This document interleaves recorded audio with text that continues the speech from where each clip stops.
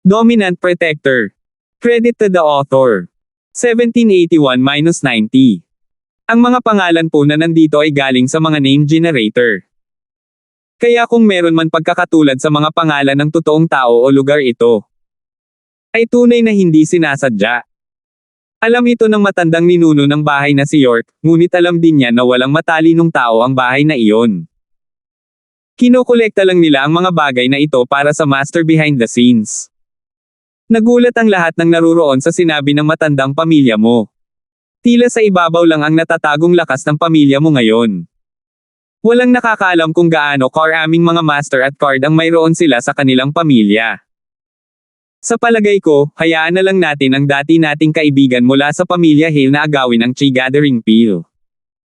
Nang matapos magsalita ang matandang amo ng pamilya mo, muli siyang nagsalita. Ikaw. Huwag mo kaming sinisiraan. Paano nakawin ni House Hale ang Chi Gathering Peel mula sa bahay ni York? Nagulat ang ama ni Ivan Hale at mabilis na tumanggi. Ang matandang master ng pamilya nyo ay biglang natahimik. Sabi ko, matandang kaibigan mula sa bahay Hale, hindi ka ba masyadong excited? Hindi ko sinasabing uminom ka talaga ng Chi Gathering Peel mula sa bahay York, ikaw lang ang pumasok sa Sky Class sa lahat ng mga nakatagong bahay, kaya ito ang pinakalohikal na bagay na sasabihin sa class, kung ginamit mo ang peel na iyon, kung ginamit mo ang peel sa Sky. Bakit ka nahulog sa bahay York? Kaya nga. Nakahinga ng maluwag ang matandang si Hale at nagmura sa kanyang puso. Matandang lalaki, tama ang hula mo, nakalusot ako dahil ninakaw ko ang Chi Gathering Peel sa bahay ni York. Gayunpaman, maaaring pagtakpan ng pagkilos na ito ang ilan sa katotohanan. Kahit na magiging target sila ng pambabatikos ng publiko, walang maniniwala na talagang kinuha niya ang Chi Gathering Peel mula sa bahay ni York. Gayunpaman, hindi tanga si Old Master Hale. Nag-iisip siya sandali at sinabing, kami ng aking mga biyenan ay naglagay ng isang mapanganib na palabas para sa lahat. Sa huli, lahat ay makikinabang. Hindi ba tayo medyo lugi? Hahaha. Mukhang alam ng matandang Panginoon ng pamilya ninyo na tatanungin ito ng matandang Panginoon ng pamilya Hale, kaya ngumiti siya at sinabing, huwag mag-alala, hindi kami walang utang na loob. Ang dalawang pamilya mo ang tumayo para sa amin, kaya hindi ka namin pagmamaltrato ng patago. Sa pagkakataong ito, mag-aalok ang iyong pamilya ng isang mapagbigay na tableta bilang regalo ng pasasalamat. Wala kaming mga table tasks, ngunit mayroon kaming pera. Sabi ni Old Master Duran. Kami rin. Ang matandang si Pitts at ang iba ay nagpahayag din ng kanilang pagpayag na magbigay ng ilang mga benepisyo ng palihim. Kaya, pansamantalang naayos ang usapin. Nitong ilang araw, nagkunwaring nakatanggap si House York ng isang lihim mula sa kanilang anak na si Darcy, na ang Chi Gathering Peel ay kinuha ng bahay ni Hale. Hiniling din ni House York kay Cecilio na makipagtulungan at bumawi sa kanyang pagkakamali sa pamamagitan ng maling pagbibintang kay Hale. Sa ganitong paraan, ang hidwaan sa pagitan ng dalawang bahay ay tataas sa isang hindi mapagkakasunduang antas, at maaari nilang ipatawag ang dakilang elder. Sa panahon ng nakahiwalay na pagsasanay ni Terence, may nangyari sa Starfield. Tiningnan ni Pablo ang mga numero sa screen ng computer. Kahit na ang isang tulad niya na nakakita sa mundo ay hindi maaaring manatiling kalmado. Hindi ba ang bilis na kumita ng pera? Si Pablo ay namamahala sa mga industriya ng Pablo sa loob ng napakaraming taon, ngunit hindi pa siya kumita ng ganoon karaming pera. Narinig niya ang tungkol sa mga taong maaaring kumita ng malaking pera sa mga minuto bago, ngunit tinuwanan lang niya ito.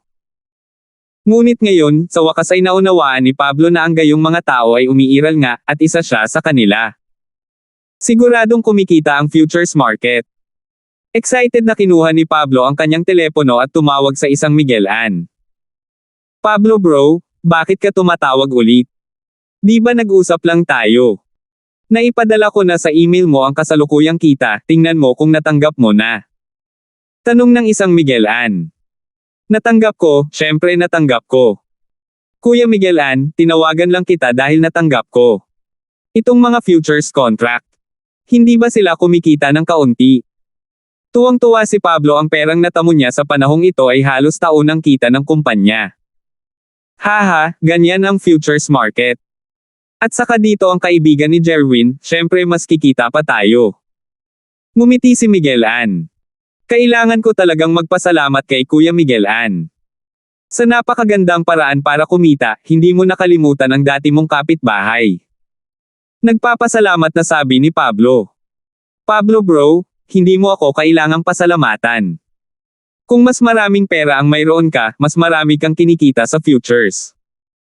Kung hindi ka nag-invest ng napakaraming pera dito, hindi ako kikita ng ganoon kalaki kung ako mismo ang gumawa nito.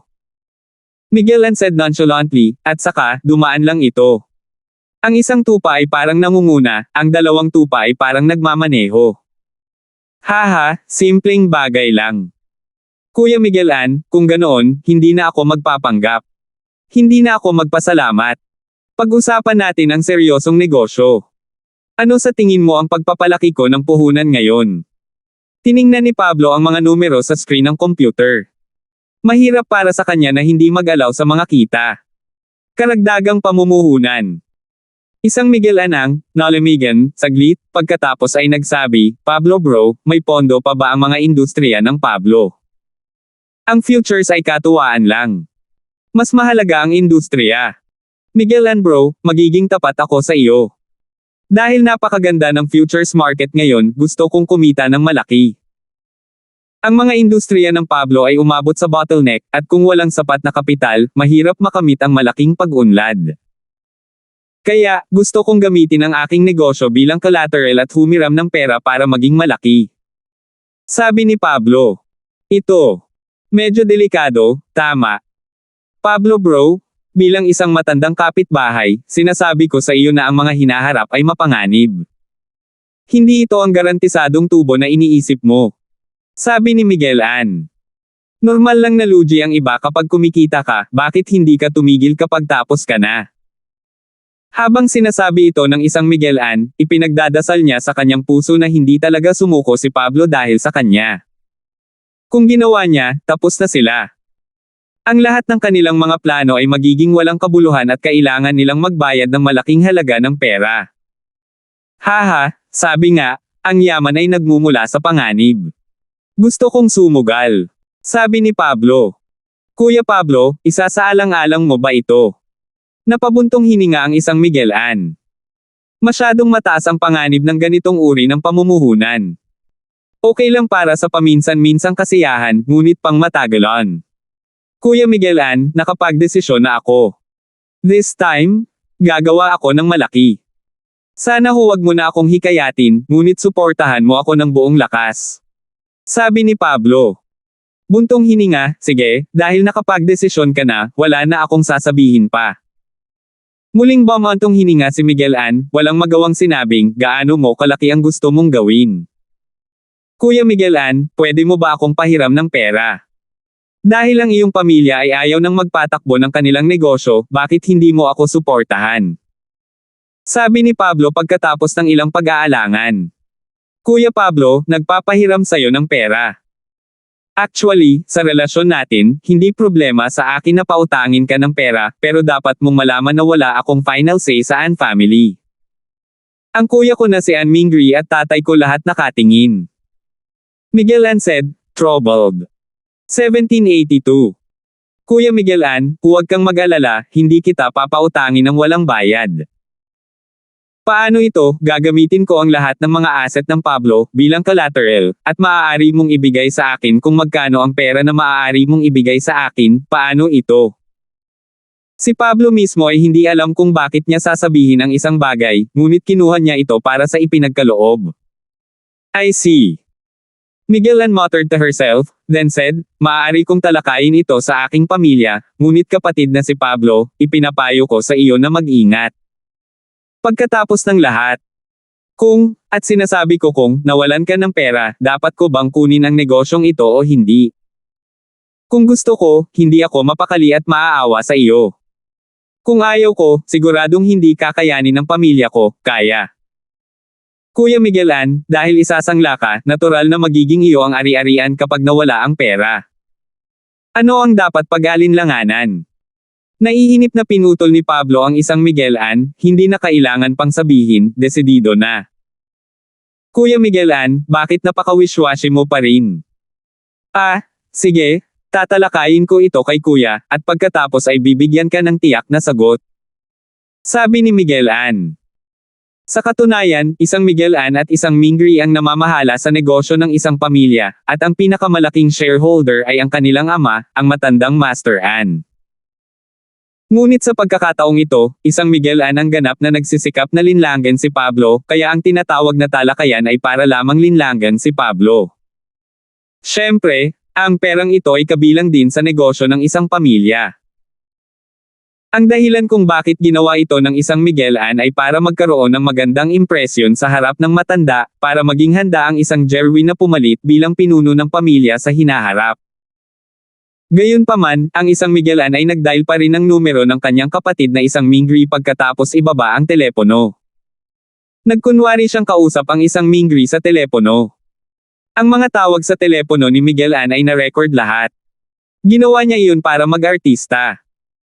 Nagustuhan ng kanyang anak si Cheryl, kaya pagkatapos ng isang pamilya ang pumalit sa negosyo ni Charlton, kailangan niya ng ilang ebidensya upang patunayan na ang isang pamilya ay inosente. Ang pag-record ng isang tawag sa telepono ni Miguel Ann kay Pablo, pati na rin ang usapan ng kanyang kapatid tungkol sa mortgage loan, ang naging pinakamahusay na ebidensya. Kung naghihinala si Cheryl, ay play na lang niya ang recording at patunayan na inosente ang isang pamilya. Ito ay walang kinalaman sa isang pamilya, si Pablo mismo ang gumawa nito sa kainaitan ng sandali, at sinubukan niyang pigilan ito ng ilang beses ngunit hindi nagtagumpay. Hindi siya ang nag-set up sa kanila. Isang Mingri ay hindi nagmamadaling tumugon kay Pablo pagkatapos ng eksena. Lumingon siya sa isang Jerwin at nagtanong, "Jerwin, ginawa naming bangkarote si Pablo sa pagkakataong ito. Hindi naman siya magpapakamatay, di ba? So paano kung magpakamatay ako?" Walang pakialam na sabi ni Jerwin.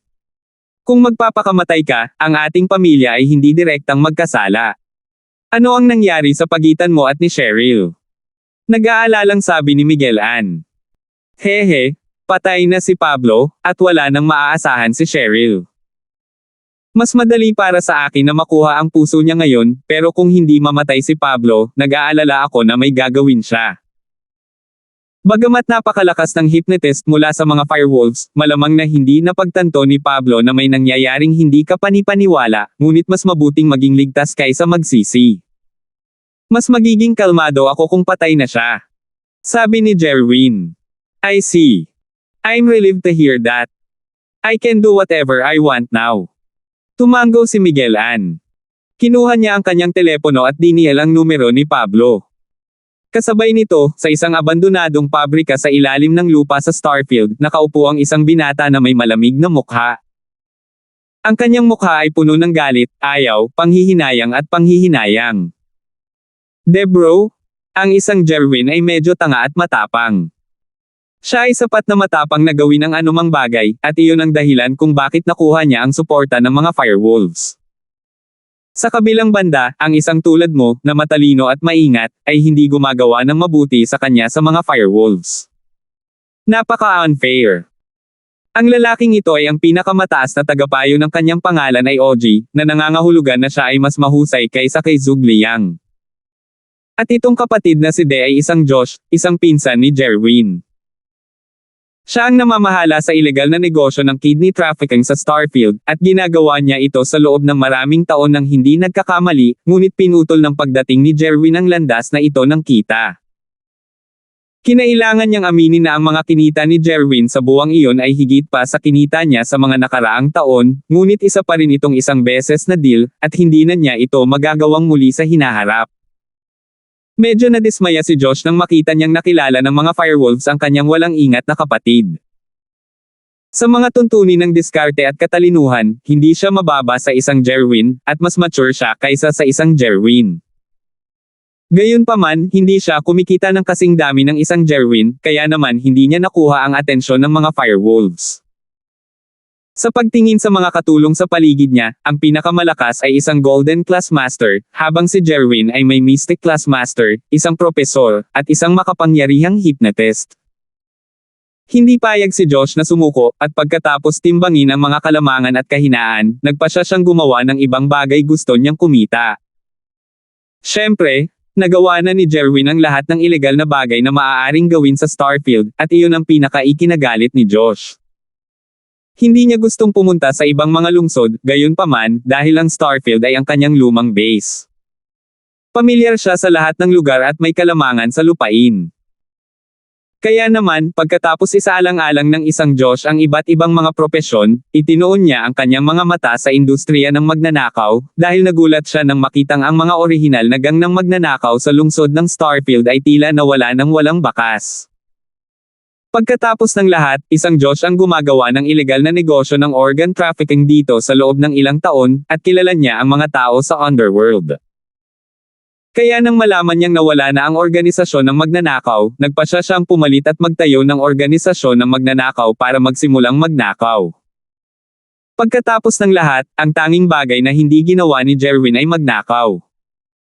Siyempre, kung siya ay gumawa ng isang mahusay na trabaho, ang tubo ay medyo mataas. Sinusubukan lang ni Josh ang tubig kaya wala siyang ginawang malaking bagay. Nag-recruit lang siya ng ilang tao at nagsanay ng ilang ulila na magnakaw sa mga supermarket at istasyon ng tren. Kung magiging maayos ang lahat, magdadagdag din siya ng mas mahusay na mga kandado ng pinto at magnanakaw ng ilang ari-arian ng kumpanya.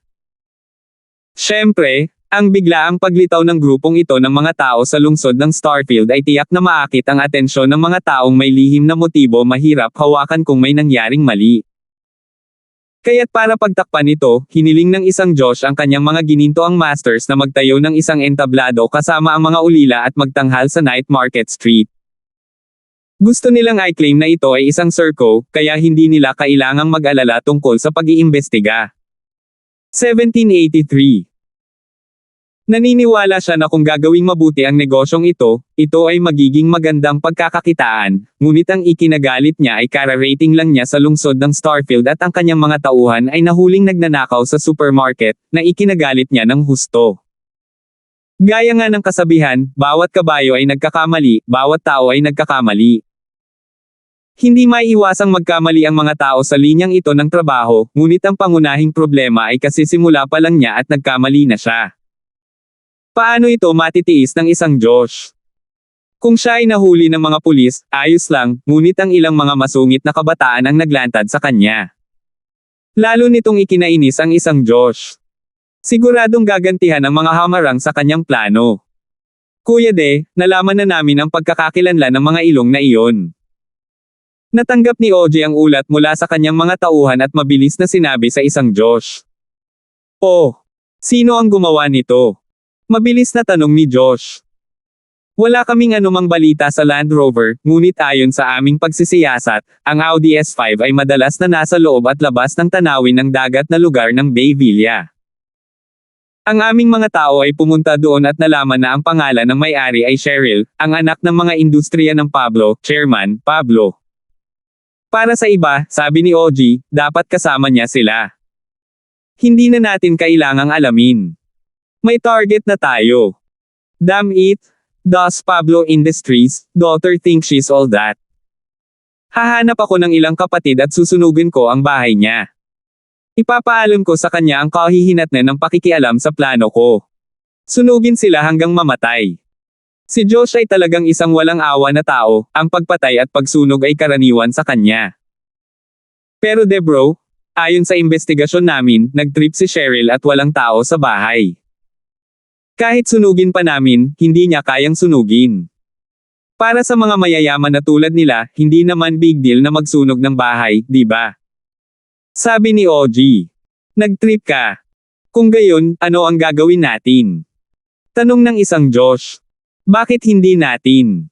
Hintayin silang bumalik. Si OG ay nasa mahirap din na posisyon. Pagkatapos ng lahat, hindi sila makakuha ng impormasyon ng kasing bilis ng mga lokal na puwersa. May pagkakaiba sa oras sa pagitan nila at ng lokal na puwersa, kaya natural, hinayaan nila si Cheryl. Hintayin mo silang bumalik. Huli na ang lahat. Sobrang sama ng loob ni Josh, pakiramdam niya ay hindi niya magagamit ang kanyang kapangyarihan. 1784. Siyempre, hindi alam ni Terrence, Cheryl, at ng iba pa sa West Star Mountain Village ang tungkol dito. Si Terence ay sinunod lamang ang mga tagubilin sa recipe ng pagpino ng katawan at ginawa ang gamot. Pagkatapos uminom ng isang bahagi ng gamot, tumalon siya sa isang palanggana ng light black na gamot sa lupa. Kaagad, naramdaman ni Terence ang lamig ng buto sa kanyang balat, dahilan para hindi siya makontrol. Hindi inisip ni Terence na ang likido ay magkakaroon ng ganoong epekto, walang anumang bagay na kasing lamig ng mentholam, ngunit napakalamig kapag pinaghalo na halos tumalon siya mula sa tubig.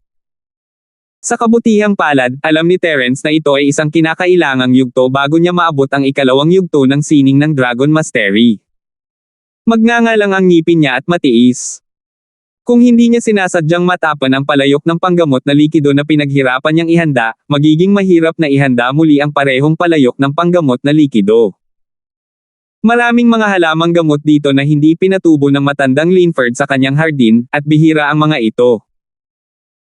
Matapos gamitin ang mga ito sa oras na ito, ang iba ay hindi na mapili, kailangan nilang itago bilang mga buto, kaya kung gusto niyang gumawa ng isa pang palayok ng likido, kailangan niyang maghintay hanggang sa susunod na taon.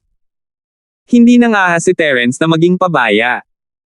Ang likidong kinuha ni Terence ay tila nagkaroon din ng malamig na epekto, hindi lamang nito na itaboy ang lamig, ngunit pinaramdam nito kay Terence na ang lamig ay lumalakas at lumalakas.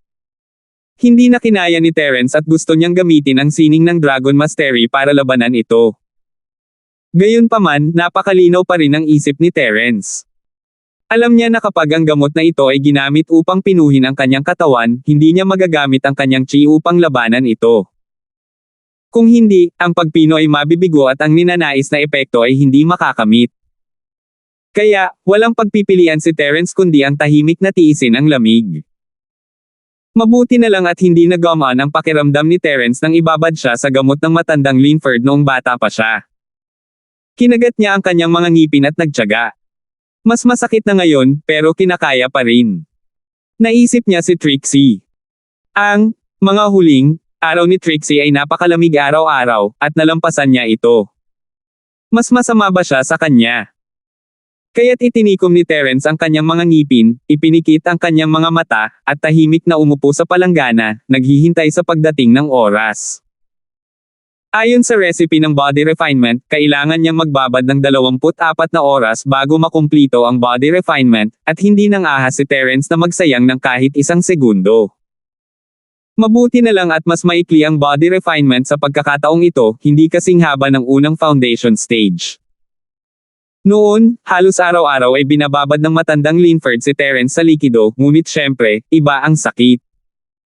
Lumipas ang oras, segundo, at sa isang kisap mata, kalahating araw na ang lumipas. Nagulat si Terence nang makitang ang kulay ng body tempering liquid sa palanggana ay naging mas magaan, at habang lumilipas ang panahon, ito ay unti-unting lumiliwanag. Si Terence ay lubos na nagulat sa hindi pangkaraniwang bagay na ito noong siya ay nasa foundation stage, ang dami ng likidong nabasa niya ay hindi gaanong nagbago. Hindi kaya na-absorb ng katawan niya ang lahat ng likido sa pagkakataong ito. Sa isang kisap mata, 12 oras na ang lumipas. Ang mas ikinagulat ni Terence ay ang likidong pampaganda ng katawan sa palanggana ay naging transparent. Sa madaling salita, na-absorb niya ng buo ang body refinement liquid. Gayunpaman, 12 oras na lang. Hindi pa ito ang 24 na oras na limitasyon, kaya kahit na ang likido ay ganap na nasisipsip, si Terence ay nakaupo pa rin sa palanggana ng hindi gumagalaw, natatakot na magkamali. Gayunpaman, hindi na naramdaman ng katawan ni Terence ang lamig mula noon. Napalitan ito ng normal na pakiramdam.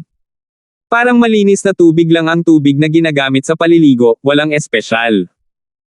Ngunit kahit ganoon, hindi umalis si Terence sa palanggana. Gaya ng inaasahan, pinatunayan ng sumunod na nangyari na tama ang desisyon ni Terence. Sa paglipas ng panahon, ang tubig sa palanggana ay muling nagbago ng kulay, mula sa paunang transparent na kulay hanggang sa isang mapusyaw na dilaw kayumanggi, at pagkatapos ay ang kulay ay naging mas madilim at mas madidilim. Sa huli, ang buong palanggana ng tubig ay naging kulay ng tinta, na ikinagulat ni Terence. Sa puntong ito, sa wakas ay naunawaan ni Terence ang teorya sa likod ng gamot. Pakiramdam niya ay maswerte siya na hindi siya umalis sa palanggana sa loob ng 12 oras. Kung ginawa niya, siya ay nabigo. Ang likido ay malamang na nasipsip sa kanyang katawan sa huling 12 oras, at iyon ang dahilan kung bakit nakaramdam ng sobrang lamig si Terence. Ang susunod na 12 oras ay dapat na ang panahon ng detoxification, at ang likido ay naglalabas ng lahat ng mga dumi sa kanyang katawan, kaya hindi na nakaramdam ng lamig si Terence. Comfortable pa nga ang pakiramdam niya, parang mas fresh pa siya. Ito ay malamang na katulad ng epekto na dulot ng pintong bato sa ikalawang palapag ng kuweba. Kinumplito ng pintong bato ang tempering ng enerhiya at tunay na chi sa katawan, habang ang panggamot na likidong ito ay kumpletuhin ang tempering ng sariling katawan ng katawan. Ang dalawa ay nagkaroon ng parehong epekto, ngunit hindi maaaring nawawala. Sa wakas, natapos na ang 24 na oras na marka, at ang buong palanggana ng tubig ay naging kulay ng itim na tinta. May malansang amoy pa ito, na halatang discharge sa katawan niya. Nang matapos ang oras, tumalon si Terence mula sa palanggana at mabilis na ginamit ang malinis na tubig para panasan ang kanyang katawan. Pagkatapos ng lahat, sinuot ni Terence ang kanyang damit at lumabas ng kanyang silid dala ang palanggana. Gaya ng inaasahan ni Terence, nakita niya ang figure ng matandang Linford sa bakuran. Nakaupo pa rin siya sa upuan gaya ng dati, tahimik na binabantayan ang silid ni Terence. Nang makitang matagumpay na lumabas ng silid si Terence, napangiti ang matandang Linford, "Nagtagumpay ka ba, Terence?" "Nagtagumpay ako." Inilapag ni Terence ang palanggana sa lupa, itim na tubig lahat. "Anong gusto mong makita ko?" Hindi pa rin ibinubuhos. "Napakabaho." Kinawian ng matandang Linford ang kanyang kamay at mabilis na tumayo. "Sige, tapos na ang paunang gawain. Oras na para magpahinga ako. Kung gusto mong matulog, matulog ka na. Kung gusto mong ipagpatuloy ang paglilinang, magsaka ka." Pagkatapos noon, tumalikod ang matandang Linford at naglakad pabalik sa kanyang silid nang hindi lumilingon. Mapait na ngumiti si Terence at nagbuhos ng tubig bago bumalik sa kanyang silid. Hating gabi noon, at nagpapahinga si Josephine at ang iba pa. Ayaw silang abalahin ni Terence. Dagdag pa, dahil natapos na ni Terence ang kanyang body refinement, hindi na siya makapaghintay na magsimula sa ikalawang yugto ng sining ng Dragon Mastery. Matagal na niya itong inaabangan, kapag natapos na niya ang ikalawang yugto, mabubuksan na niya ang ikatlong batong pinto. Pagkatapos maglinis, muling naupo si Terence na naka-cross-legged sa kama. Kung gusto mo ang gawaing ito, maaari kang pumunta upang bumoto para sa rekomendasyon at ang ikalawang yugto ng sining ng Dragon Mastery at pinag-aralan ito sa kanyang puso. Itinago niya ang orihinal dahil hindi siya magdadala ng isang bagay na napakahalaga. Itinago niya ang kahon na gawa sa kahoy na may unang kahon sa ilalim ng kanyang kama. Ang ikalawang yugto ng sining ng Dragon Mastery, ang makinang na puting crane. Sa katunayan, binigkas na ni Terence ang ikalawang yugto ng sining ng Dragon Mastery ng libu-libong beses sa kanyang puso. Kabisado niya ito sa puso. Inilabas niya lang ito sa pagkakataong ito dahil natatakot siyang may mangyari. Gayunpaman, ang panloob na paglilinang ay hindi tulad ng pagsasaulo ng mga salita. Kapag naunawaan mo na ang kahulugan ng pamamaraan ng paglilinang, hindi mo na kailangang tingnan ang mantra sa tuwing ikaw ay naglilinang. Sa pagkakataong ito, matalino si Terence. Hindi niya ito isinasabuhay tulad ng ginawa niya noong una niyang nakuha ang sining ng Dragon Mastery. Pumasok siya sa espasyo ni Jade sa isang iglap. Ito ang pinakamabilis na magsanay dito. "Linbrat, mukhang natapos mo na ang body temper mo." Hindi makita ni Elder George kung ano ang ginagawa ni Terence sa labas, ngunit masasabi niya mula sa mga pagbabago sa katawan ni Terence. Tanging kapag si Terence ay nakagawa ng koneksyon sa Jade Space ay malalaman ni Elder George kung ano ang nangyayari sa labas. Kung hindi, gaano ka-awkward kung ang isang kaluluwa ay nanonood kay Terence at Josephine na nagde-date. "Tapos na ako. Handa na akong simulan ang ikalawang yugto ng sining ng Dragon Mastery." Seryosong tumango si Terence. "Hindi ka ba magpapahinga ng ilang araw bago magtanim?" Hindi napigilan ni Elder George ang pag-iling nang makita niya kung gaano siya nag-aalala kay Terence, mukhang hindi pa rin napapawi nitong 10 taon ang iyong puso. Kalmayan ang iyong puso. Hindi napigilan ni Terence na mapangiti sa mga katagang, hindi ko alam ang tungkol sa Jade Space noon, ngunit sa taong ito lamang natapos ko ang unang yugto ng sining ng Dragon Mastery at pumasok sa ikalawang yugto. 10 taon na ang nakalipas, at ngayon lang ako nagtagumpay. Paano ako hindi nababalisa? Ano ang dapat na ginawa sa loob ng 5 taon, na ang ibig sabihin ay 10 taon na ang nakalipas? Ang paraan at lakas ay wala na sa ugnayan. Napakurap-kurap si Elder George sa paliwanag ni Terence at walang magawang umiling, tama ka. Ngunit muli, ang pagiging masipag ay isang magandang bagay. Hanggat ginagawa mo ito ng hakbang-hakbang, ayos lang. Sa kabilang banda, ang pagmamadali ay nakakasira. Naiintindihan ko. Huwag kang mag-alala, Elder George, magsasanay ako sa Jade Space kasama ka sa tabi ko, magiging okay ako. Paninigurado ni Terence. Tumango si Elder George matapos marinig ang mga salita ni Terence. Tama si Terence, ang sining ng Dragon Mastery ay ibang paraan ng pagsasanay kumpara sa ibang antas ng lakas. Ang sining ng Dragon Mastery ay hindi nangangailangan ng madalas na mga tagumpay, may isang hadlang lamang para sa bawat antas, hindi katulad ng labas ng mundo kung saan mayroong maraming mga hadlang para sa bawat yugto. Kaya, ang pagsasanay sa sining ng Dragon Mastery ay hindi nangangailangan kay Terence na makipagsapalaran na i-compress ang kanyang chi para makalusot.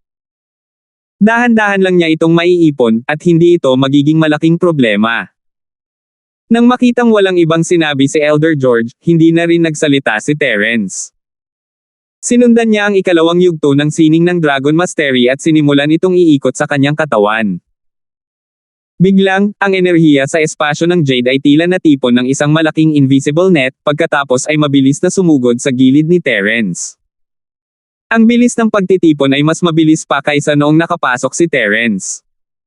Dahil sa sitwasyong ito, kumislap sa gulat si Terence. Hindi niya inaasahan na ang ikalawang yugto ng sining ng Dragon Mastery ay magkakaroon ng napakagandang epekto.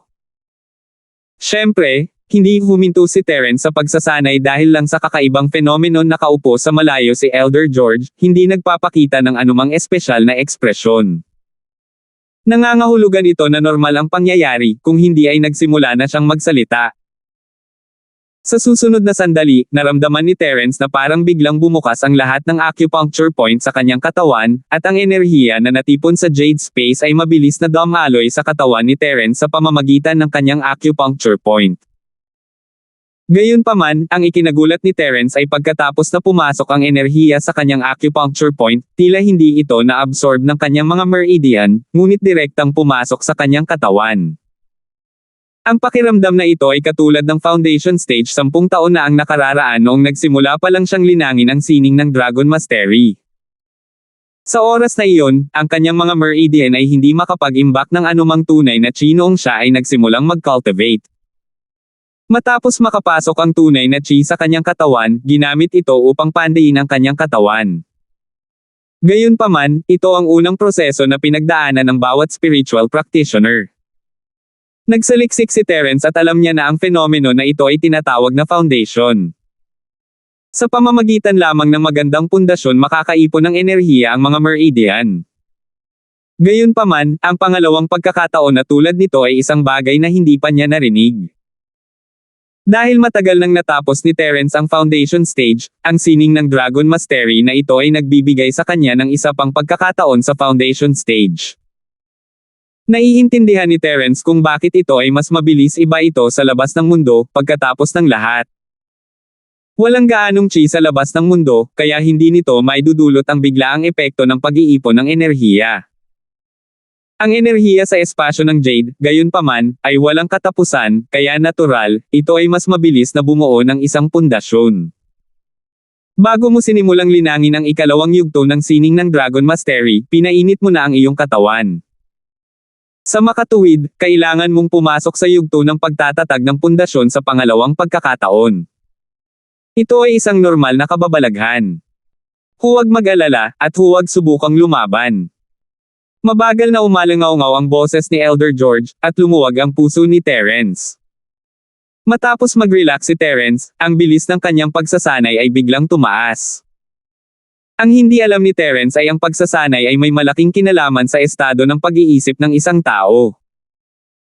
Ang demonyo ng puso sa panahon ng pagsasanay ay ganoon, ngunit si Terence ay walang anumang pagkahumaling o pasanin sa kanyang puso, kaya ang impluwensya ng dyablo ng puso ay baliwala. Siyempre, sa espasyo ng Jade Pendant, ang isang sandali ng pagpapahinga ay maaaring magbago ng bilis ng paglilinang. Sa katunayan, ito rin ay isang uri ng paglabas ng buhol sa puso. Nanginig ang katawan ni Terence nang maramdaman niya ang walang katapusang chi sa Jade Space na bumubuho sa kanyang katawan na parang tubig. Ang kanyang katawan ay parang isang napakalalim na hukay. Dahil walang problema, huminahon si Terence at nagpatuloy sa pagsusumikap sa ikalawang yugto ng sining ng Dragon Mastery. Ang bilis ng pagsipsip ng chi ay napakabilis na, at sa pagtutulungan ni Terence, ito ay parang pagdaragdag ng mga pakpak sa isang tigre. Ang chi ay sumugod sa katawan ni Terence ng mas marahas. Kung gusto mo ang gawaing ito, maaari kang pumunta upang 1786. Sa Terence bilang sentro, parami ng parami ang purong enerhiya na nagsimulang magtipon sa espasyo ng Jade, naghihintay na makapasok sa katawan ni Terence. Naranasan niya ang pakiramdam na ito 10 taon na ang nakalilipas, ngunit ito ay isang mabagal na proseso. Inabot siya ng 2 taon para lang maabot ang foundation stage, at iyon ay dahil napakaliit ng chi sa labas ng mundo. Ngunit ngayon, naramdaman ni Terence na kailangan lang niya ng 1 araw para makumplito ang ikalawang yugto ng foundation, o baka mas kaunti pa. Unti-unti, nararamdaman ni Terence ang mga pagbabago sa kanyang katawan. Ang kanyang mga kalamnan ay tila humihigpit, ang kanyang mga buto ay tumitigas, at ang kanyang mga meridian ay lalong tumitigas. Ito ay isang napakasayang pakiramdam, at si Terence ay nilubog ang kanyang sarili dito. Sa isang kisap mata, kalahating araw na ang lumipas, at ang chi sa paligid ni Terence ay hindi na kasing kapal ng dati. Ito ay payat ng payat, at ang bilis ng pagsipsip ng katawan ni Terence kay chi ay bumagal. Gayunpaman, unti-unting nawawala ang komportableng pakiramdam noon. Sa lugar nito ay isang nasusunog na sensasyon. Noong una, hindi ito pinansin ni Terence at naisip na ito ay isang kinakailangang hakbang sa pundasyon. Ngunit habang lumalakas ang nasusunog na sensasyon, ang katawan ni Terence ay nagsimulang mamula ng hindi natural, at naamoy pa niya ang kanyang damit na nasusunog. Ang katawan ni Terence ay lalong uminit, at sa isang iglap, ito ay kumukulo. Ang mga damit ni Terence ay naging abo, at ang puting usok ay lumalabas sa kanyang noo, na para bang ang singaw ng tubig ay sumangga. Nagbago ang mukha ni Elder George nang imulat niya ang kanyang mga mata sa hindi makapaniwala. Tumingin siya kay Terence at tumawag, "Terence brat, stop. May problema." "Ano? Nagkaroon ba ng problema?" Nanlamig si Terence, at ang bilis ng pagpapakalat niya ng sining ng Dragon Mastery ay nagbago rin. Ito ang kanyang unang pagkakataon na nilinang ang ikalawang yugto ng sining ng Dragon Mastery, at ang biglaang pagkagambala ay naging dahilan upang siya ay magkamali. Ang kanyang mga meridian ay lumihis din mula sa kanilang orihinal na kurso, at hindi lamang siya ay hindi tumigil, ngunit ang chi he inhaled ay nagsimulang dumaloy ng pabalik-balik. Ang katawan ni Terence ay naging ganap na pula, tulad ng nasunog na karbon. Nagsisi rin si Elder George nang makita niya si Terence. Ito ay isang bawal na abalahin sa panahon ng paglilinang, lalo na para sa isang tulad ni Terence na nililinang ang ikalawang yugto ng sining ng Dragon Mastery sa unang pagkakataon. Sa simula pa lang, hindi siya gaanong bihasa, at kung talagang nabalisa siya at nagulo ang kanyang paglilinang, hindi maiisip ang mga kahihinatnan. Ngunit huli na para magsisi ngayon, dahil sa pananaw ni Elder George, si Terence ay nakapasok na sa chi deviation. Nagkamali noon ang pagsasanay ni Terence, at sa alaala ni Elder George, walang ganoong bagay. Sa madaling salita, pagkatapos na kunin ni Terence ang chi at makumplito ang kanyang foundation, hindi siya dapat na nasusunog sa apoy ng ganito, ngunit ginawa ito ni Terence. Iyon ang dahilan kung bakit tinawag siya ni Elder George na huminto, ngunit hindi lamang niya nabigo na iligtas si Terence, mas pinabilis pa niya itong mabaliw. Ang mga salita ni Elder George ang naging huling narinig ni Terence sa huling sandali. Pagkatapos nito, ang katawan ni Terence ay biglang tumagilid at bumagsak sa lupa, hindi na gumagalaw. Ang sining ng Dragon Mastery ay umiikot pa rin sa kanyang katawan, sumisipsip ng purong enerhiya mula sa Jade. Ginawa nito ang katawan ni Terence na parang isang piraso ng pulang uling na nagninangas pa rin. Tiningnan ni Elder George ang kalagayan ni Terence, ang kanyang mukha ay puno ng panghihinayang at panghihinayang. Nagsisi siya na binalaan niya si Terence hindi siya mapupunta sa chi deviation ng ganoon kabilis kung hindi. Ngunit, sa ibang pananaw, kung hindi niya binigyan ng babala si Terence, hindi pa ba siya magdurusa sa paglihis ng chi? Sa pag-iisip na iyon, nabawasan ang pagkagilty ni Kuya George. Nag-aalala lang siya sa kaligtasan ni Terence at hindi niya alam kung paano siya ililigtas. Pagkatapos ng lahat, ito ang unang pagkakataon na nahimatay si Terence sa Jade Space. Dahil sa nakaraan, gaano man kalubha ang mga pinsala ni Terence, hanggat hindi pa siya patay, maaari siyang pumasok sa Jade Space para gumaling. Ngunit ang paglihis ng chi ay iba sa pagiging nasugatan. Ang paglihis ng chi ay naging sanhi ng pagkahimatay ni Terence sa espasyo ng Jade, at nagdulot ito ng pag-aalala kay Elder George, ngunit hindi niya alam kung saan magsisimula. Isa lamang siyang aparisyon na walang aktwal na kakayahan. Ang kakayahang magsalita at ilang alaala ay itinakda ng taong gumawa ng palawit ng Jade. Kung tungkol sa mga bagay na hindi na set up, hindi niya ito magagawa. Sa panahong tulad nito, talagang hindi alam ni Elder George kung ano ang gagawin. Umaasa lang siya na mahanap siya ng mga tao sa paligid ni Terence sa lalong madaling panahon at makaisip ng paraan para magising siya. Dahil alam niyang walang kwenta ang pagkataranta, huminahon si Elder George at nagsimulang mag-isip. Ano ang nagawang mali ni Terence? Bakit bigla siyang nagalit? Ayon sa kasalukuyang mga alaala ni Elder George, hindi dapat magawa ni Terence ang isang bagay na tulad nito, ngunit hindi ito nagkataon. May mali. Napakunot ng noo si Elder George sa isiping iyon. Isang araw ang lumipas sa isang kisap mata, at ang matandang Linford ay tumingin sa pinto ni Terence na mahigpit na nakasara, naghihinala. Josephine, nakita niyo na ba si Terence? Hindi pa siya lumalabas. Hindi. Sarado ang pinto ng kwarto niya buong araw. Tumango si Josephine, sigurado sa sarili. Umuulan ngayon, kaya hindi lumabas ang tatlo. Si matandang Linford naman ay lumabas para magpagamot ng isang pasyente at hindi na bumalik hanggang gabi. May hindi tama. Kumunat ang noo ni Old Linford, alam niya ang ugali ni Terence. Noong nagsasanay siya, lalabas siya minsan sa isang araw para kumain. Hindi siya mananatili sa kanyang silid ng 2 araw. Kahit na sa unang araw na natanggap ni Terence ang unang yugto ng sining ng Dragon Mastery, hindi siya masyadong nahuhumaling na manatili siya sa bahay buong araw. Iyon ang dahilan kung bakit naramdaman ng matandang Linford na may mali. Pwede bang? May problema. Nagbago ang mukha ni Josephine, at kinakabahang tumingin sina Cheryl at Yasi sa matandang Linford. Noong siya ay nasa Starfield, may nangyari ba sa kanya? Tanong ni matandang Linford pagkatapos ng ilang sandali ng pag-iisip. Bukod sa kapag nagpapagaling ako. Hindi ko akalain na magtatagal ako sa aking silid. Nag-alinlangan si Cheryl at umiling. 1787. Kahit na si Terence ay nagmamadaling pumasok sa Earth class, palagi siyang nananatili sa bahay para magsanay. Araw-araw siyang lumalabas para makipag-usap sa mga babae at kumain ng kung ano-ano, ngunit hindi siya mananatili sa kanyang silid ng 2 araw ng ganito. Hindi siya lalabas maliban kung siya ay nasugatan at hindi maaaring lumabas. Mas naging seryoso ang mukha ni matandang Linford matapos marinig ang mga salita ni Cheryl. May mali kung ang mga bagay ay hindi mahuhulaan. Nagkaproblema ba si Terence?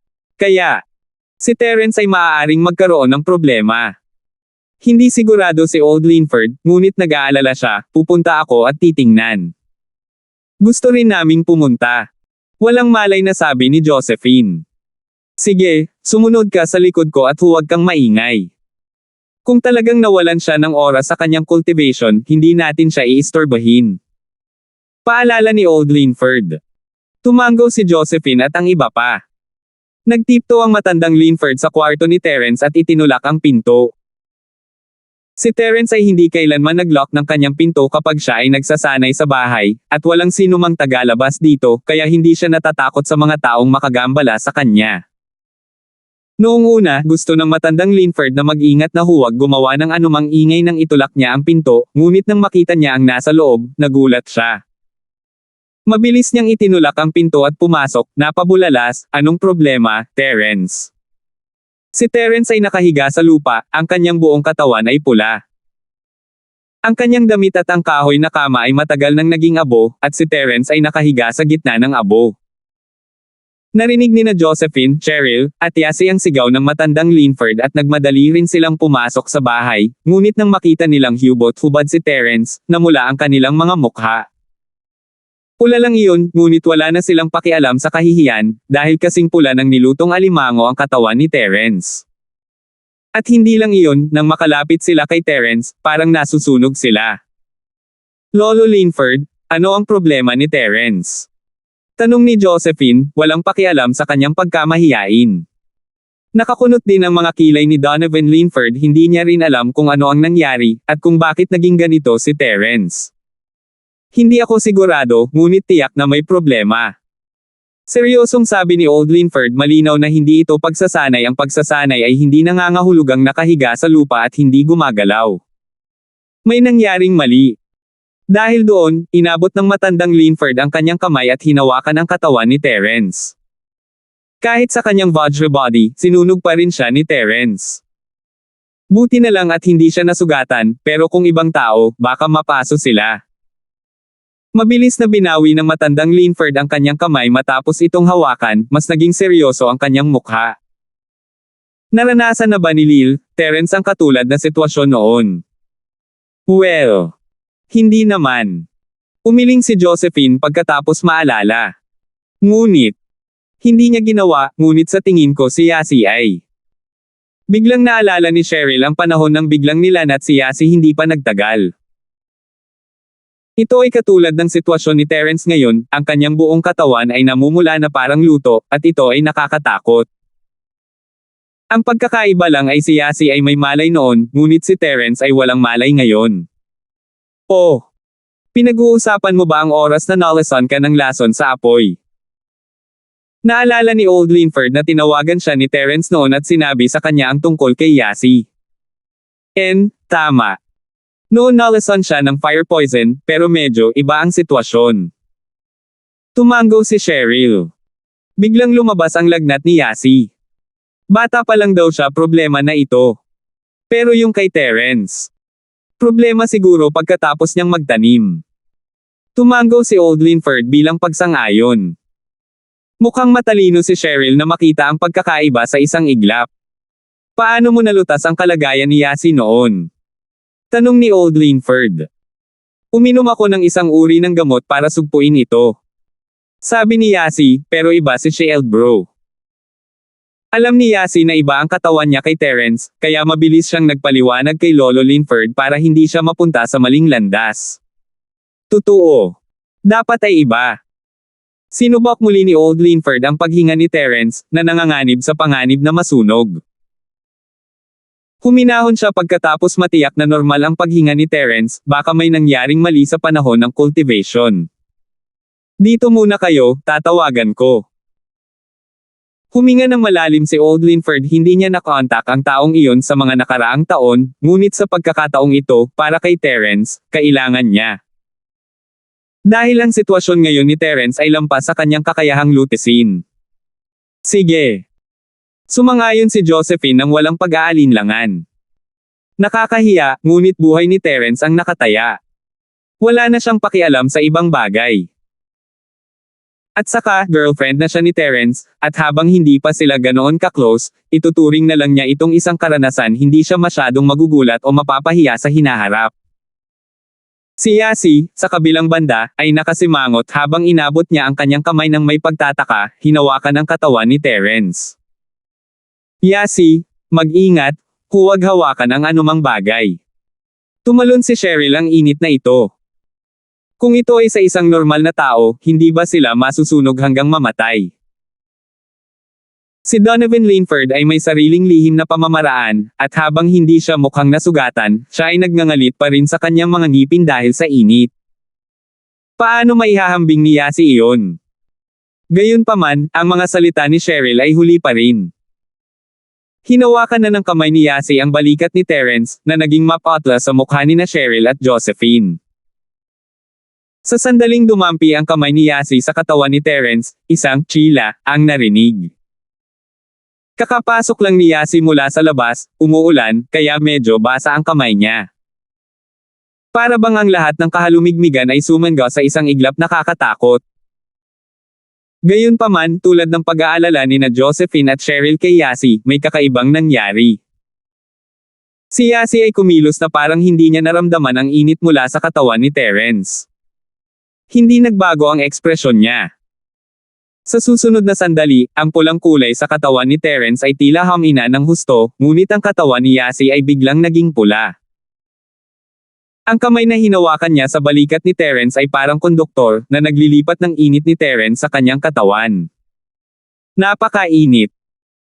Pagkatapos noon, namula ang buong katawan ni Yasi, ngunit hindi umabot sa puntong nasusunog ang kanyang damit. Kung gusto mo ang gawaing ito, maaari kang pumunta para bumoto para sa rekomendasyon at buwan ng mga boto. Ang iyong suporta ay ang aking pinakamalaking pagganyak. 1788. Gayunpaman, ang kulay ng katawan ni Terence ay bumalik sa normal. Mainit pa rin, ngunit mas malakas kaysa dati. Parang inalis ni Yasi ang init ni Terence. Natulala sina Cheryl at Josephine sa mahimalang pangyayaring ito. Anong uri ng martial arts ang ginamit ni Yasi? Bakit parang isang espesyal na kakayahan? Shoo, ayos ka lang ba? Hindi malay na tanong ni Cheryl. Sobrang init, pero kakayanin ko. I think I'll share some of the heat with Shield bro, he'll feel better that way. Sabi ni Yasi. Ito ay talagang kamangha-manghang. Tiningnan ni Josephine ang namumula na mukha ni Yasi at nagulat. Si Yasi parang hindi natatakot sa init. Ngunit hindi rin iyon tama. Siya ang taong pinakatakot sa init. Tuwing tag-araw, nagrereklamo siya tungkol sa init at humihiling sa kanya na tulungan siyang mawala ang kanyang init.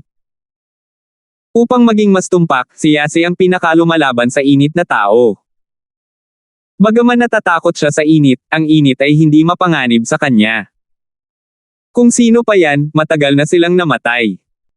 Ito ay katulad ni Trixie mula noon. Bagamat si Trixie ang taong pinakatakot sa lamig, siya rin ang pinakalumalaban sa lamig. Siya ay nagyelo sa isang kabaong ng yelo at walang nangyari sa kanya. Hindi naman kakayanin ng mga normal na tao, di ba? Habang pinag-aaralan nila ang mahimalang pangyayari ni Yasi, bumalik ang matandang Linford sa kanyang silid at mabilis na naglabas ng isang maliit na kahon na gawa sa kahoy mula sa ilalim ng kanyang kama. Kung nandoon si Terence, magugulat siyang makita na itong maliit na kahon na gawa sa kahoy ay eksaktong kapareho ng nakuha niya mula sa kuweba. Mabilis na binuksan ni Old Linford ang kahon, ngunit walang mga manual ng martial arts o mga sandata na lumalaban sa Diyos sa loob nito, tanging isang napakagandang communicator. Hindi rin nagdalawang isip si Old Linford, pinindot niya ang button sa communicator. Hindi alam ni matandang Linford kung makakatanggap siya ng tugon, ngunit kailangan niyang gawin ito ngayon malayo ang mga bagay sa kanyang inaasahan. Siya mismo ay isang milagrong doktor, at pagkatapos na makita ang kalagayan ni Terence, nasabi niya kaagad na ang kakaibang kababalaghan sa katawan ni Terence ay hindi isang sakit, hindi rin ito isang lason sa apoy, ngunit isang kakaibang kababalaghan na dulot ng paglilinang. Ngunit ang matandang Linford ay walang alam tungkol sa sining ng Dragon Mastery, at hindi pa niya ito nilinang noon, kaya ang tanging magagawa niya ay makipag-ugnayan sa taong iyon. Sana, gumagana pa rin ang communicator, at makontak niya ang taong iyon. Kung hindi, nasa panganib talaga si Terence. Sa kabutihang palad, tila walang mali sa tagapagbalita. Matapos pindutin ng matandang Linford ang button sa communicator, ilang beses na kumikislap ang indicator light na parang konektado sa isang bagay. Maya-maya pa'y dumaan na ang tawag at isang malalim na boses ang lumabas. Mr. Linford. May problema ka ba? Ito ay si Lil Terence.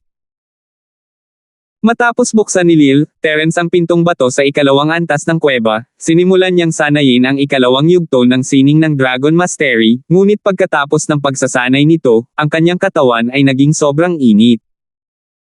Mabilis na ipinaliwanag ni Old Linford ang sitwasyon ni Terence. May hindi tama. Paano ito naging posible? Paano ito nangyari?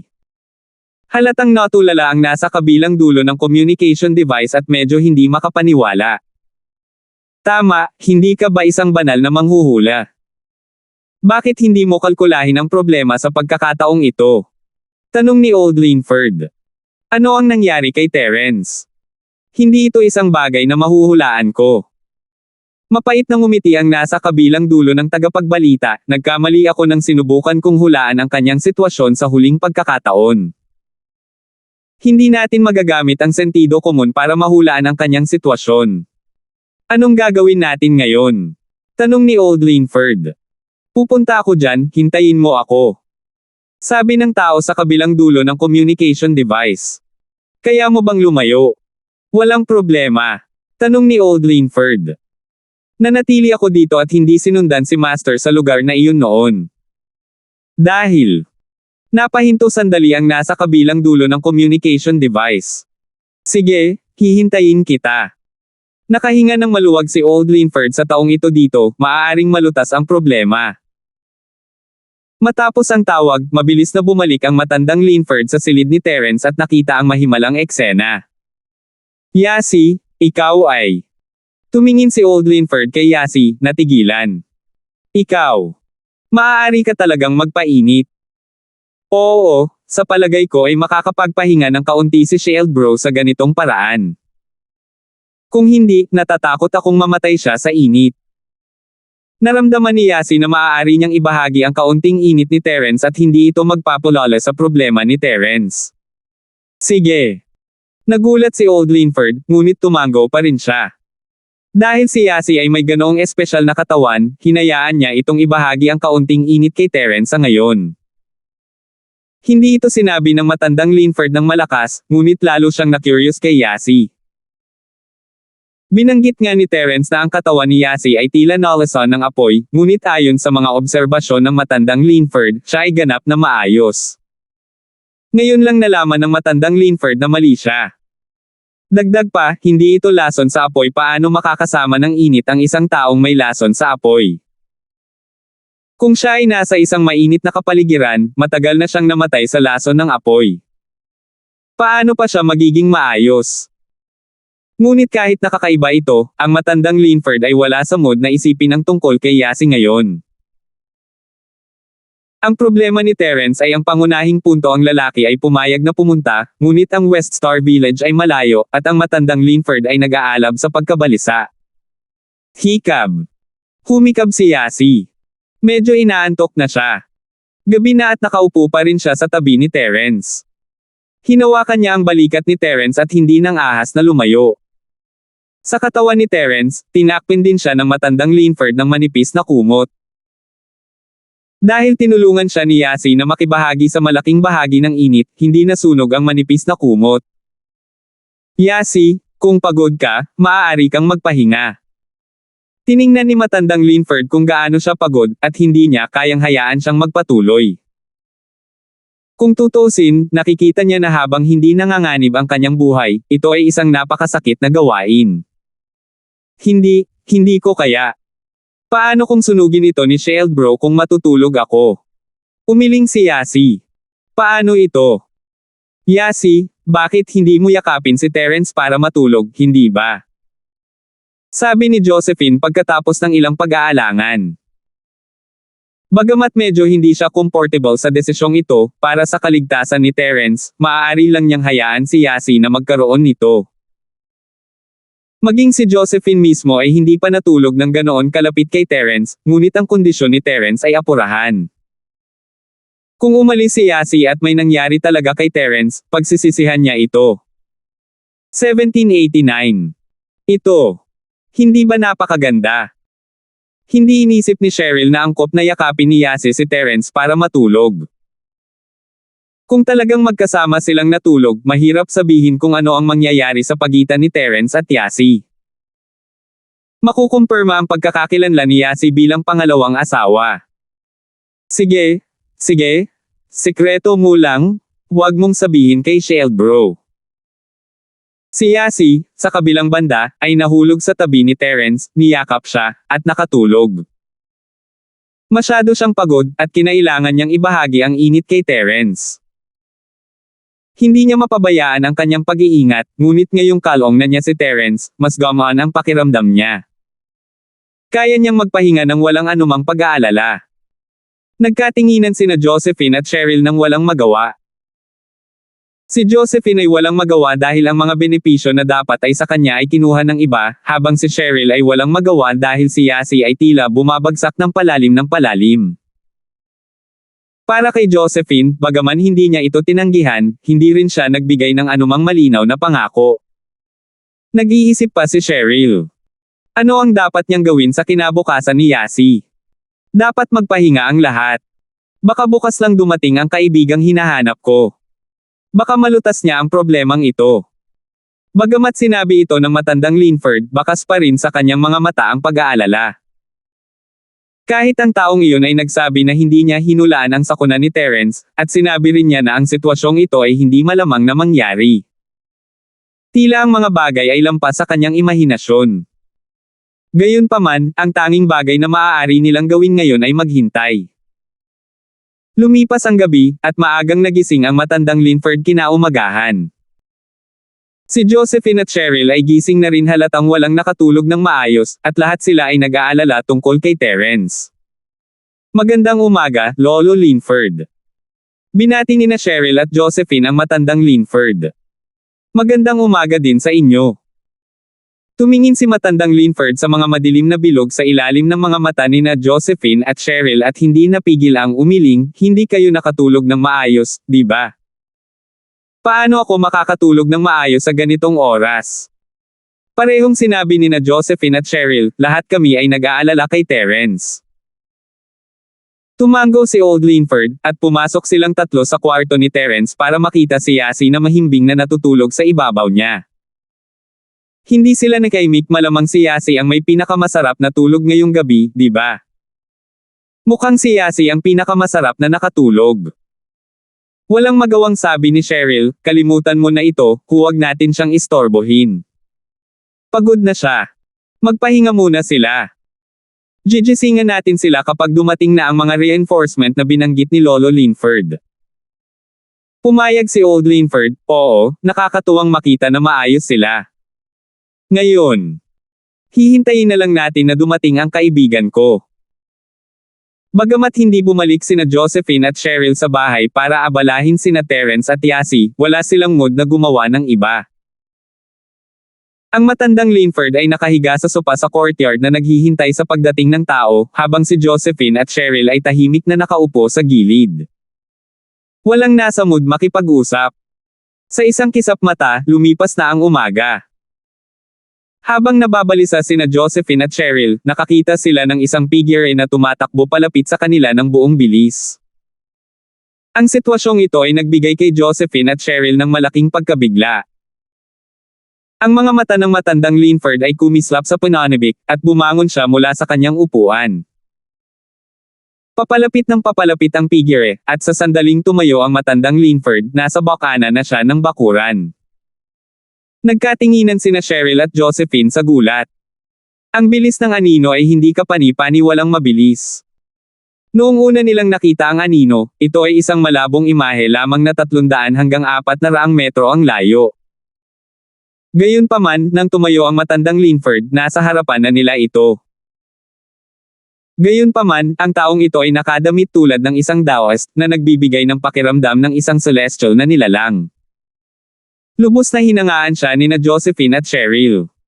Sa bilis niya lang, siguradong hindi simpleng tao ang taong ito. Matandang kaibigan, dumating ka na sa wakas. Nakahinga ng maluwag ang matandang Linford, isang nakaka-relax na ngiti sa kanyang mukha. Hindi ko inaasahan na ganoon kakabilis, salamat. Mr. Linford, bago umalis si Master, sinabihan niya akong. Ang Taoist priest ay huminto sandali at sinabing, at saka, kaibigan ka ni Master, hindi mo kailangang maging magalang. Bakit hindi mo muna tingnan ang kalagayan ni Terence? Sige. Walang gaanong sinabi si Old Linford, alam niya kung sino ang taong ito, kaya wala siyang magawa sa pagiging magalang. Gayunpaman, kung si Terence ay hindi nawala ng malay, siya ay labis na magugulat na makita ang Taoist na ito. Ito ang taong tinawag ang kanyang sarili na Owen at hinabol ang kotse ni Terence. Ang mga aksyon ng lalaki ay natakot kay Terence, hindi niya akalain na may makakatakbo pa ng mas mabilis kaysa sa isang kotse. Kahit ang isang Earth class na tulad ni Terence ay hindi masasabi na siya ay ganoon kabilis, ngunit tila hindi ginagamit ni Owen ang kanyang buong lakas. Sinundan ni Owen ang matandang Linford sa silid ni Terence at nakitang niyayakap nga ni Terence ang isang babae para matulog. Naging kakaiba ang mukha niya. Si Cheryl ay medyo napahiya rin. Si Terence at Yasi ay nagyakapan ng sobrang higpit at maaaring magdulot ito ng hindi pagkakaunawaan. Mabilis siyang umakyat at tinapik si Yasi. Yasi, bumangon ka. Nang dumampi ang kamay ni Cheryl sa katawan ni Yasi, bigla siyang umatras. Nakakatakot ang init ng katawan ni Yasi, tulad ng huling beses na gumaling ang sakit niya. Ang kawalang ingat ni Cheryl ay nagdulot ng ilang paltos na lumitaw sa kanyang kamay. Sa wakas ay napagtanto ni Owen kung ano ang mali. Umiling siya at sinabing, "I'm sorry, I misunderstood kanina." Pero sa itsura, silang dalawa ang naging dahilan ng problema. Pareho silang nasusunog. Gayunpaman, ang sumunod na nangyari ang bumasag sa hinala ni Owen. Bago pa makapagpaliwanag si Cheryl, nagising si Yasi sa isang tulak at sigaw.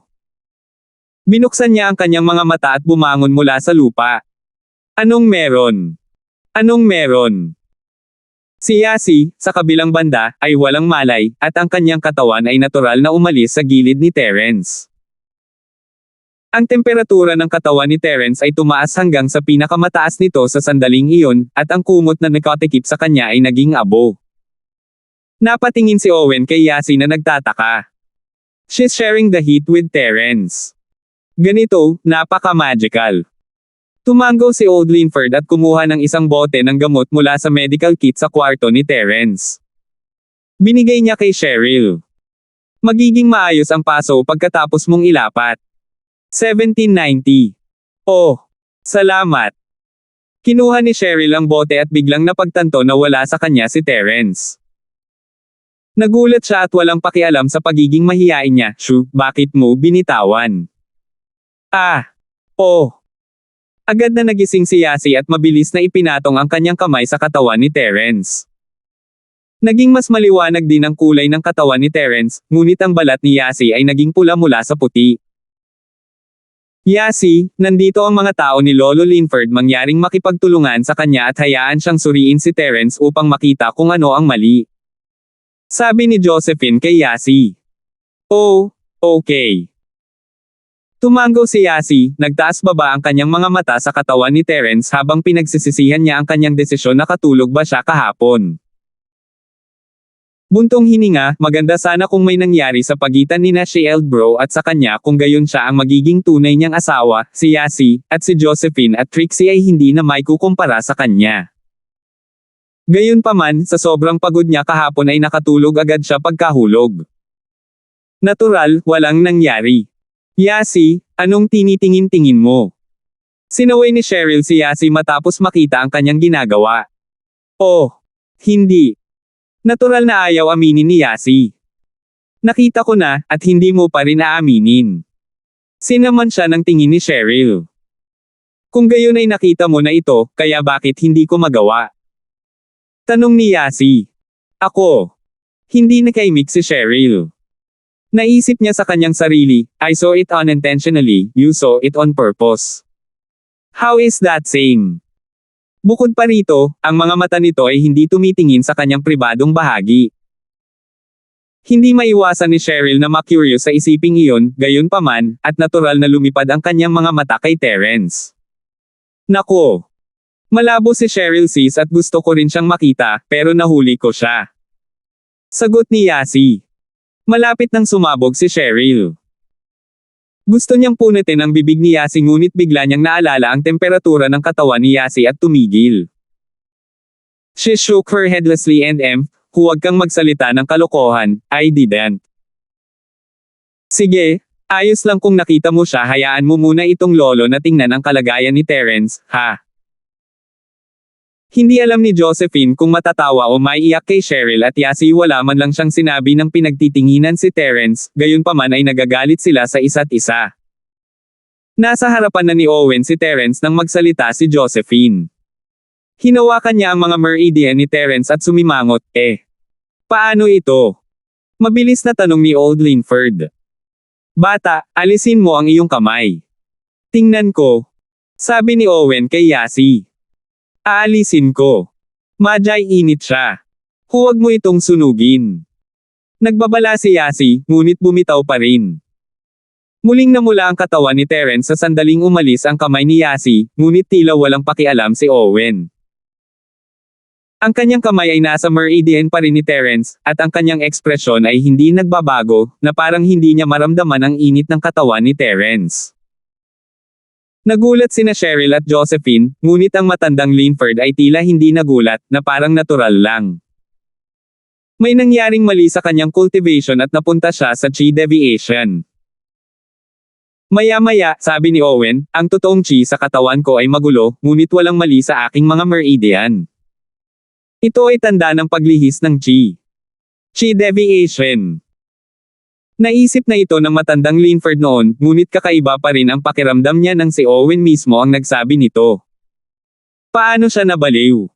Ang sining ng Dragon Mastery. Hindi iniwan ng taong iyon. Paano ito nagkamali? Hindi pa ako sigurado tungkol sa dahilan, ngunit sigurado ako na ang sining ng Dragon Mastery mismo ay maayos. Ang problema ay dapat na iba pa. Confident na sabi ni Owen. Iyon ay nag-aalangan na tanong ni Old Linford. Hindi pa ako sigurado. Lumingon si Owen kay Yasi. Batang babae, parang espesyal ang katawan mo. Naku, hindi ko alam, pero napakainit ko. Sabi ni Yasi. Sumibaw lang mga labi ni Owen sa isang malabong ngiti habang nakatingin kay Yasi. Dapat ibaba mo muna ang kanyang temperatura. Wala na siyang ibang problema sa ngayon, ngunit kung hahayaan mo siyang manatili ng matagal, maaaring magkaroon ng side effect. Kaya, ang pagbaba ng kanyang temperatura ay ang pinakamahusay na paraan upang maibsan ang sakit. Pag-uusapan natin ito pagkatapos kong malaman ang dahilan. Oh, okay. Nakaramdam ng takot si Yasi nang tumingin sa kanya si Owen. Para siyang nakakakita sa kanya. Ilang taon na ang nakalipas mula nang maranasan niya ang ganitong pakiramdam. Maaaring makita ni Terence ang kanyang mga disguise minsan, ngunit ito ang unang pagkakataon na nakita niya ang kanyang panloob na mundo. Baka naman may napansin siya. Alam niya ba ang sikreto ko? Ngunit nang makitang sinabihan lang siya ni Owen na palamigin si Terence at wala nang iba pa, nakahinga siya ng maluwag. Mr. Linford, maaari mo bang sabihin sa akin ang buong proseso ng pagbabalik ni Terence ng detalyado? Nilingga ni Owen ang matandang Linford. Sige. Ang matandang Linford ay hindi nang ahas na mag-alinlangan.